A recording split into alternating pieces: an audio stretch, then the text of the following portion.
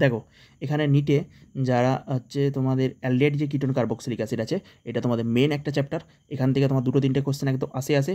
যারা নিটের জন্য প্রিপারেশন নিচ্ছ বা কম্পিটিটিভ পরীক্ষা প্রিপারেশন নিচ্ছ, এই ভিডিওটা তাদের জন্য। ওকে, কারণ এখানে আমি তাড়াতাড়ি আলোচনা করে দেবো রিভিশনের মতো, ওয়ান শট রিভিশন। ওকে, রিভিশনের মতো ক্লাস তোমরা এখানে এটা দেখতে পারো, বা আরও কনসেপ্টচুয়াল ক্লাস যেগুলো আছে আমি প্রতিটা রিয়াকশান ধরে ধরে পড়াবো, সেই রিয়াকশান তোমরা সেখানে দেখতে পারো বাকিরা। ওকে, দেখো নিটের রোজেনমান যে রিয়াকশান আছে নিটের জন্য, RCOCl, এখানে অ্যাসিড। দেখো RCOCl এখানে কী বলো তো, রোজেনমান কি আমি বললাম রিয়াকশান, এটাকে বেটার কী বলা হয়, রিডাকশান। কেন রিডাকশান বলা হয়, দেখো RCOCl থেকে আমরা কী পাই, RCHO, কী দিলে পাই, BDBSO বা ফুটন্ত জাইলিন। মনে থাকবে না, PDBSO ফুটন্ত জাইলিন। অ্যাসিড ক্লোরাইড, দেখো অ্যাসিড ক্লোরাইড, এটা অ্যাসিড থাকে, তো অ্যাসিড থেকে আমরা অ্যাসিড ক্লোরাইডে যেতে পারি, সেখান থেকে অ্যালডিহাইডে যেতে পারি। এবার এটাকে বলা হচ্ছে কন্ট্রোল রিডাকশান। দেখো COCl ছিল, COCl কী হলো, CH হলো, মানে একটা হাইড্রোজেন আমরা এন্ট্রি হলো, তার মানে কি এটা রিডাকশান হচ্ছে। এই রিডাকশানটা কি কন্ট্রোল। কেন কন্ট্রোল, কারণ ফার্দার আমরা অ্যালকোহলে যেতে পারবো না, অনলি অ্যালডিহাইডে সীমাবদ্ধ থেকে যাচ্ছে, মানে স্ট্রং নয়, এটা হচ্ছে আমাদের মাইল্ড রিডিউসিং এজেন্ট, যেখানে আমরা RCOCl থেকে RCHO পাই একটা স্টেপে, সেটা কি রোজেনমান রিডাকশান। ওকে, রোজেনমান রিডাকশানে কী হয়, আমাদের RCOCl থেকে আমাদের RCHO তৈরি হয়। এরপরে রিডাকশান কি আমাদের স্টিফেন রিডাকশান। স্টিফেন রিডাকশান কেন বলে, সেটা SnCl2 যখন গাঢ় HCl দেবো, তখন নাইট্রোজেনটা দেখো তো একটা করে নাইট্রোজেন এরকম প্রোটোনেটেড হতে থাকে। এই যখন C∼NH, দেখো একটা করে নাইট্রোজেন প্রোটোনেটেড হতে থাকে, এই বন্ডটা খুলতে থাকে। ওকে, এরকম প্রোটোনেটেড হতে থাকবে, নাইট্রোজেন চালায় 4টে বন্ড, মানে এটা পজিটিভ চার্জ হয়ে যায়, তাই তো। নাইট্রোজেন যখন আমাদের C∼NH হয়ে যাচ্ছে, তখন নাইট্রোজেনে দেখো 1 2 3, এখানে একটা ইলেকট্রন, 4টে ইলেকট্রন, নাইট্রোজেন থাকার কথা 5টা, তাহলে এখানে হচ্ছে নাইট্রোজেন ওই জন্য পজিটিভ হয়ে যায়, একটা ইলেকট্রন ঘাটতি। এভাবে ইলেকট্রন অত সব জানতে হবে না, প্রথমে তোমরা জানবে RCN থেকে যখন SnCl2 গাঢ় HCl দেবো, H2O দেবো, একটা স্টেপে কী হবে, RCHO, স্টিফেন রিডাকশান। ফার্স্টে দেখো তো RCH_NH হয়ে যায়। এবার OH মাইনাসটা যে এখানে অ্যাটাক করে এই NH2গুলোকে খুলতে NH3টা বাইরে বেরিয়ে যায়, আমাদের কী হয়, RCHO।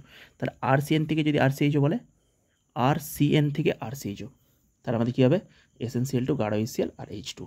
বোঝা গেল, এটাকে বলা হচ্ছে স্টিফেন রিডাকশান, যেখানে সায়ানাইডটা রিডিউসড হয় CH_NH যায়। যদি আমি এখানে H2O দিয়ে দিই, তাহলে H2ওটাকে H এই বন্ডটা ব্রেক করবে, এখানে একটা অক্সিজেন দিয়ে দেবে, RCHO পরিণত করবে, অক্সিডাইজ করবে এই পার্টটাকে। ওকে, করে RCHO তৈরি করবে। বোঝা গেছে না, যায়নি? বোঝা গেছে। RC∼N একে রিডিউসড করে কী হলো, CH_NH। এবার এখান থেকে RCHO, তার মানে আমাদের মেন কী জানতে হবে, সায়ানাইড থেকে অ্যালডিহাইড, SnCl2 গাঢ় HCl H2O। সায়ানাইড থেকে আমরা অ্যালডিহাইড একটা স্টেপে কিন্তু কোথায় পাই, SnCl2-র সাথে যদি গাঢ় HCl দিই আর H2ওর প্রেজেন্সে, আমরা কী পাবো, RCHO। বোঝা গেল, RCHO পাবো, RCHO, এটা মনে রাখতে হবে, অ্যালডিহাইড। নেক্সট রিঅ্যাকশন হচ্ছে আমাদের হাইড্রেশন অফ অ্যালকাইন। কি বললাম, হাইড্রেশন অফ অ্যালকাইন। দেখো নেক্সট রিঅ্যাকশন হচ্ছে আমাদের হাইড্রেশন অফ অ্যালকাইন। ওকে, অ্যালকাইনে হাইড্রেশন, এটা কীভাবে করতে পারি বলো তো।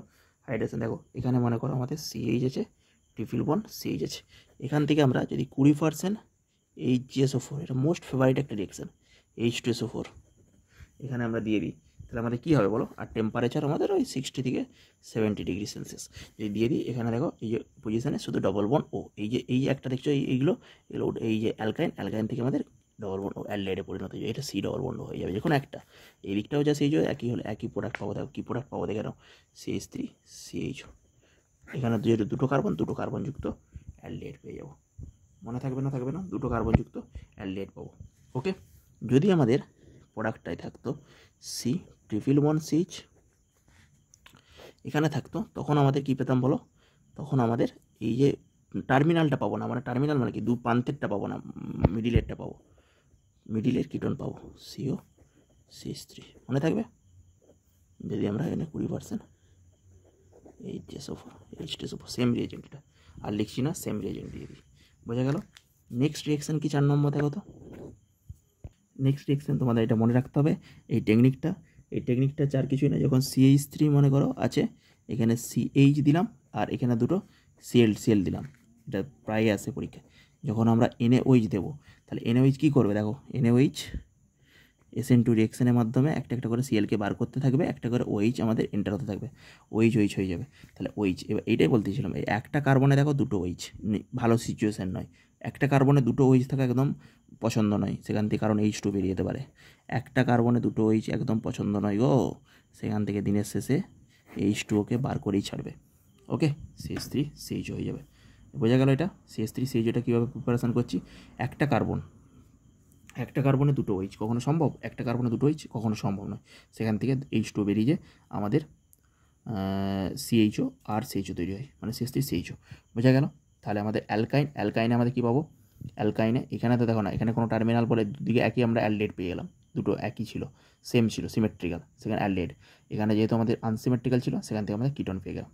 সিমেট্রিক্যাল মানে কি? দুটো সাইডই একই। তো সিমেট্রিক্যাল মানে কি? এই সাইডটা একই, দুটো সাইড একই, অ্যাসিটিলিন বলা হয়, কিন্তু এটাতে আমাদের C বনো কিটন পেয়ে গেলাম। এবার একই কার্বনে দুটো যদি OH থাকে, সেখান থেকে H2 বেরিয়ে যায়। এই টেকনিক মনে রাখতে হবে, নিটের ফেভারিট এগুলো। পিনাকলন দিয়ে যে রিয়েকশান, এটা তো মোস্ট ইম্পর্টেন্ট, এটা তো অনেকেই জানো। পিনাকলন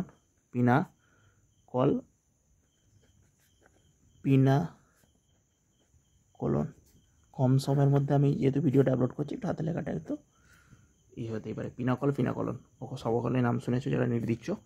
দেখো পিনাকলনে কি মনে করো, আমি সব সিমেট্রিক্যাল একটা নিয়ে নিই, CH3, এখানে C নিয়ে নিলাম, এখানে CH3 নিয়ে নিলাম, এখানে হচ্ছে CH3 নিয়ে নিলাম, ডায়ল। দেখো দুটো একটাই প্রোডাক্ট হবে যেটা ডায়ল থেকে তৈরি হয়। কী বললাম? এটা কি হয় আমাদের? ডায়ল থেকে। এখানে আমরা গাঢ় যদি H2SO4, ডায়ল। এখানে যখন আমরা পিনাকলন আমাদের রিঅ্যারেঞ্জমেন্ট করি, সেখান থেকে গাঢ় H2SO4, এই গাঢ় H2SO4 কী আছে? প্রোটোনেটেড হাইড্রোজেন আছে। অ্যাসিড মানেই তো অ্যাসিড বেস রিয়াকশন করবে, কিচ্ছু চোখ বুঝে, যে OH2 প্রোটোনেট হয়ে যাবে। এখান থেকে একবার স্টেপে দেখিয়ে দিচ্ছি। OH ছিল, H+ নিবে H2SO4 থেকে, H+ নিবে, নিয়ে OH2 হয়ে বাইরে বেরিয়ে যাবে। তাহলে OH2 হয়ে বাইরে বেরিয়ে গেলে এখানে কার্বোকার্বন জেনারেট হবে না? হবে না। এখানে কী হবে বলো? OH2 যদি বাইরে বেরিয়ে যায়, তাহলে কী হবে? এটা কার্বোকার্বন জেনারেট হবে, তাই তো?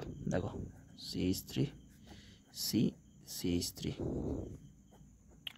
এই OH, এখানে কার্বোকার্বনটা জেনারেট হয়েছিল, তাহলে কার্বোকার্বন যদি জেনারেট হয়, একে স্টেবল করতে গেলে কে আছে?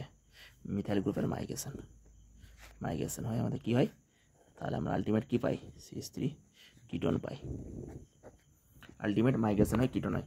তাহলে এখানে মনে রাখবে, যদি হাইড্রাইড গ্রুপ থাকে কোথাও H- আয়ন, তাহলে H- যে মাইগ্রেশনটা মোর ফেভারেবল। কারণ কি? চার্জ বাই সাইজ রেশিও, এইটা আমাদের মোর ফেভারেবল রিয়েকশন। কেন? তারও কারণ আছে, এখন এইটুকু মনে রাখা হচ্ছে। এটা যদি আমাদের CH3-র সাথে আমাদের এখানে হাইড্রোজেন থাকতো, মনে করো এখানে CH3 ছিল, এখানে হাইড্রোজেন ছিল, এখানে একটা হাইড্রোজেন ছিল, তো হাইড্রোজেনটা আগে মাইগ্রেট করবে এখানে, বোঝা গেছে? এখানে হাইড্রোজেনটা আগে মাইগ্রেট করবে, তখন আমরা প্রোডাক্ট কী পাবো? এখানে একটা হাইড্রোজেন, দুটো CH3। এই হাইড্রাইডটা আমাদের হচ্ছে চার্জ বাই রেশিও সব থেকে বেশি। ওকে, সাইজের পিনাকলন, তা পিনাকলনে কী পেলাম আমরা? কিটোন পেলাম।